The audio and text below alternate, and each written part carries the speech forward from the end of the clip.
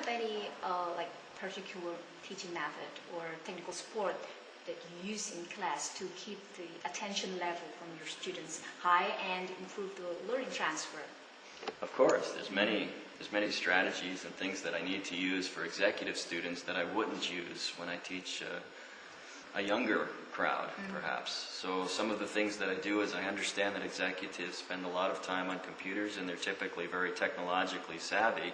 And so we need to adopt that into our classroom to make sure that we may have them understanding that we're just as technologically savvy. The other thing about executives is that sometimes they're not willing to be as patient to wait and listen to lectures. They want to get into things and do things right away. So many of the things that I use try to accommodate to that, such as group projects, case studies. We use a lot of case studies. And they go off and they do things in groups because executives can learn from each other, maybe more than they can learn from me. They have lots of experience to bring to the class. And then technologically, we use things such as internet-based learning aids. So the students can go on the internet at their own time and learn. And then the newest thing that I've added to the classes is something called the handheld clicker device, or that's kind of the colloquial name for it. It's an interactive learning device that gives instant responses from the students themselves. It's also a breakthrough in the learning process. Could you tell us more about clickers, how it works, how useful is that for students? Sure, I'd be happy to. The clickers, as we'll call them, are a handheld hardware device that we give the students before each class. And then I design questions to see whether students are understanding the subject that I'm teaching. And what I do is I'll ask these questions and the students will respond by pushing an answer on the handheld device, much like you see in the game show Who Wants to Be a Millionaire, if you've ever seen that show where the audience gives their responses.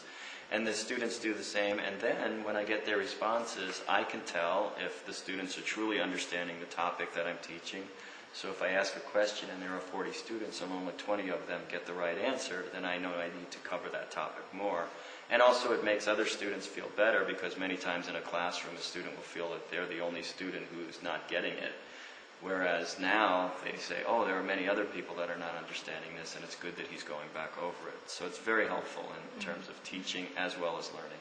And well, in response to clickers, we're going to have some few comments from students about clickers. Let's check it out.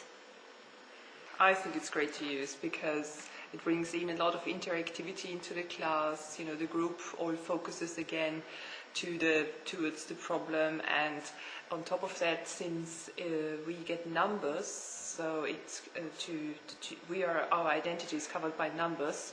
So this will actually encourage people to participate more in the group than they normally would, because people would be shy and perhaps not wanting to raise their hands because it's too public and they feel insecure. So with that, actually, you can poll and vote for something, and even you get it wrong, it's sort of, it's not a problem because your name is not disclosed on the board. It was a very good experience for me because it gives you a very good opportunity to be active during the lessons and the module.